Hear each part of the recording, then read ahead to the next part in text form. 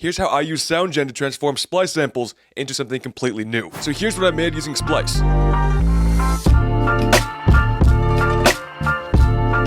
Then I use SoundGen to transform it into this completely new track.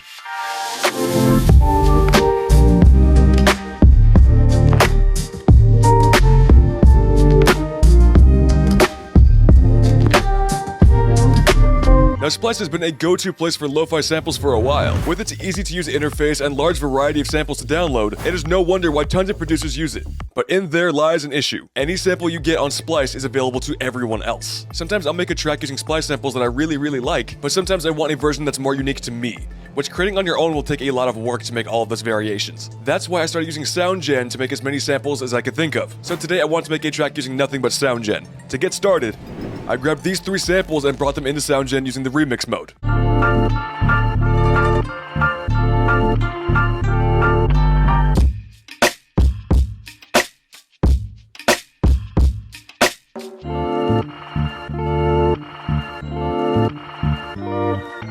Alright, so going on over to a new project over here, and going on over to the import button, I'll be importing all these stems we have from that track here today, starting off with the master. So for the demo master audio, I've got a bar intro and a bar outro, but you can always shorten that if you'd like to.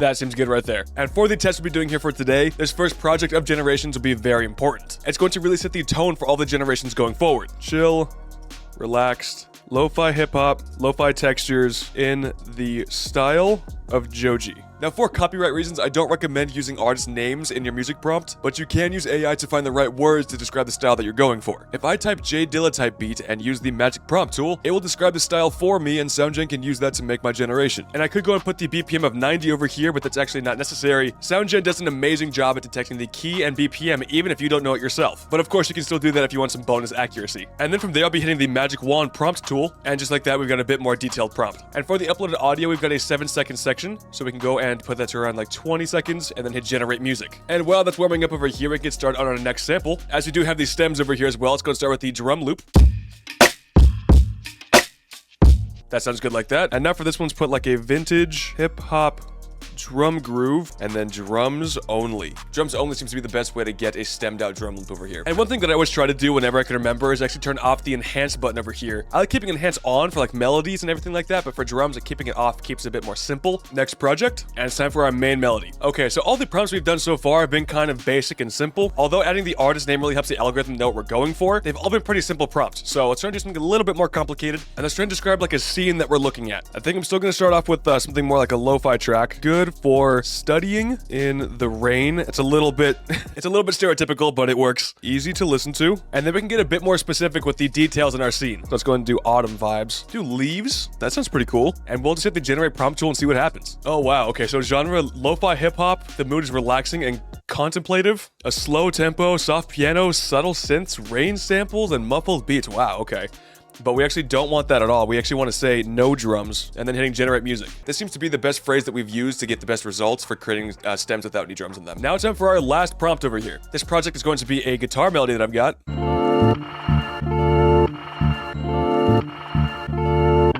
Alright, so we did some pretty simple prompts over here, and then something a bit more goofy with describing a scene. But now I want to go over some of the keywords that we found that are good for our generations and our experiments, and hopefully get us something good here. Once we put these genres still, no drums, just in case I forget. Let's go with ethereal pads and arpeggiated melodies, acoustic guitar. And this next one might be a little bit experimental. We're going to go ahead and put chopped vocal sample. Alright, for our final project, hitting generate music. Alright, so we are not done there. In fact, we're only getting started. I'm going to create a bunch of different samples for each 4 of these projects, and once I've got a good collection of things going on, I'll bring you guys on back and we'll go over them together. So let's go ahead and speed along that process right now.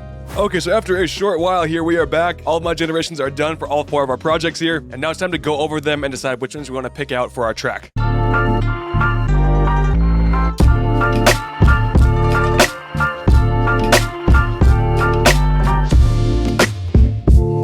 This one was so beautiful.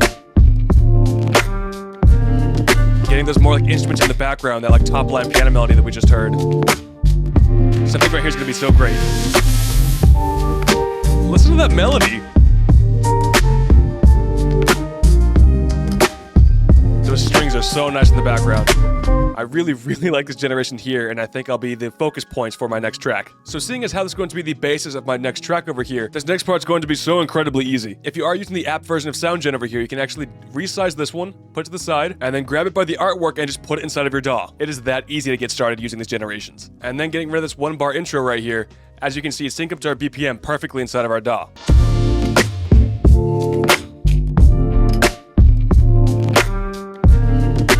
Alright, is there anything else that I want to try and get over here?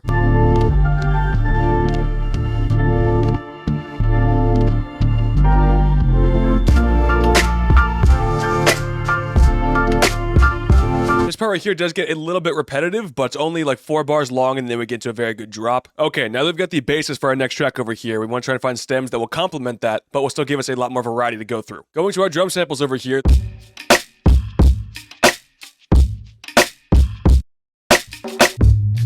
I like the bass that I added there. Re-downloading that one too. This one is definitely different. There was one more that I was thinking about too, right here. This might work out for like a little perk loop. Something very simple. I do want to say over here, having 4 different projects going on at once, I think is a very good sweet spot. Either 3 or 4 can work out so you can just constantly be generating and putting in new prompts. Going through your processes in different generations, after you're done with your 4th one, your first one will now be done for sure, and then just keep on climbing that ladder, and then in no time, you'll have 7 to 10 samples on each project. So I highly recommend doing multiple at once. And they're all really long too at a minute, especially the expanded ones. Some people on the team prefer to have a lot of different smaller samples, where for me, I prefer to have more like a minute-long generations, because just me personally as a music producer, I prefer to have more data and more options. That way then I could use my sampling skills and get something that I really like. And there's more opportunity to find stuff like that when you've got a longer generation. That being said, if you're comfortable with more like 15 to 20 second generations, that's totally fine. In fact, those might actually have more consistent ideas, because after so long of a generation, like a minute, the AI will keep on thinking what to do next, which if you had the prompts no drums, after like 8 bars of no drums, it might bypass that and actually put in a fully fledged idea. So if you don't want that, maybe you want to keep the more shorter generations. All right, let's check out these samples over here.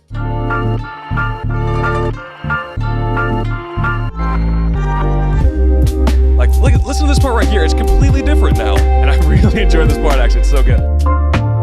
Again, it's got drums, but I'm not mad at it. Listen to those grooves that it has.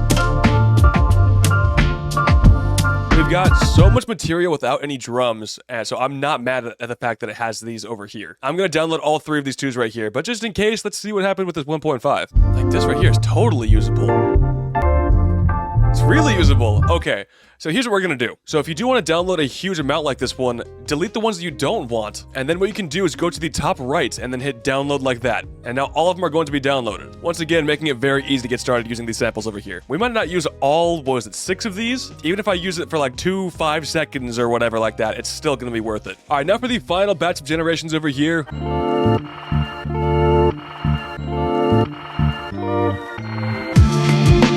Oh yeah, it's completely like a whole different vibe. Could be for like a bridge or something like that, or this could be the hook even. The drums there are so good. I like the guitar that I added in there. So nice. Yeah, I'll download that one too. Okay, so I think those are all the samples I'm going to need to download for this next track here. So it is now time to pull everything on over to FL Studio and put to the final test. I'm just gonna go and try and bring in everything that I can. It's gonna be a lot to sort through, I know, but look at all these amazing samples that we just made using SoundGen. Like, it's really a lot to go through. All right, so give me a moment here to get everything just the way that I like it to get started building out this track. All right, so I took the liberty of arranging out the track quite a bit. I really want to use as many of the samples as possible in this track right here, and I think I did a pretty good job. I'm only not using, I think, 2 or 3 of them. I do want to emphasize that this track is not mixed at all. There's going to be a lot of basses clashing, but just getting the groundwork laid out over here. This is the intro that I had. Pretty similar to the hook that we have over here, or the main part of the track. Flows pretty seamlessly into there like that.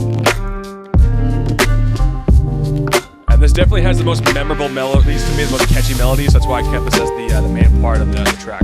Seamless flow right here. Love that drum groove, man. It's the most like J Dilla drum groove that we got here. It's so nice. Then use our first drum loop that we had over here with our first drumless melody. And then these 2 over here paired so well together that you can almost not even tell that they're really different samples. That transition is smooth, it is flawless, but still very satisfying at the same time. And then we get right back into it right here. Favorite part of the track right there. And then right here we've got the almost like bridge. I really wanted to use this sample in some sort of way, and this bridge actually worked out pretty decent. Definitely sounds like I'm just combining two different tracks there though, but again, I'm trying my best to use every single sample that we got. And then get right back into like the happy, sort of like hip hop track going on. Then using the other drum sample over here, very hip hop like. This one worked out really well. As far as the drums go, this one's definitely my favorite one. We can hear some textures of the drums as well. And then finally, we get right back into the memorable part of the track right here. Seamless transition though. So the reason why I want to work on this a bit on camera with you guys is that I don't feel like it's framed out all that well. Yeah, I kind of want to keep the time in between the hooks, like 16 bars, so I'm thinking maybe even get rid of this one, then pull this on over.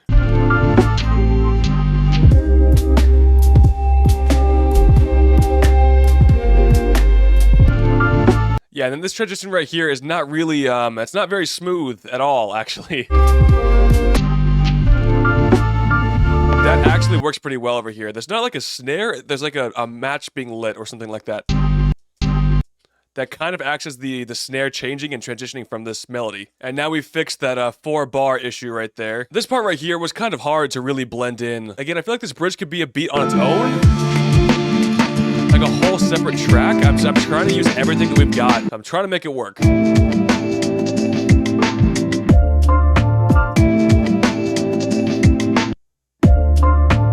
Okay, I like that. I know it's definitely more abrupt, but in a way that kind of blends it together, knowing that it's like a hip-hop sort of track.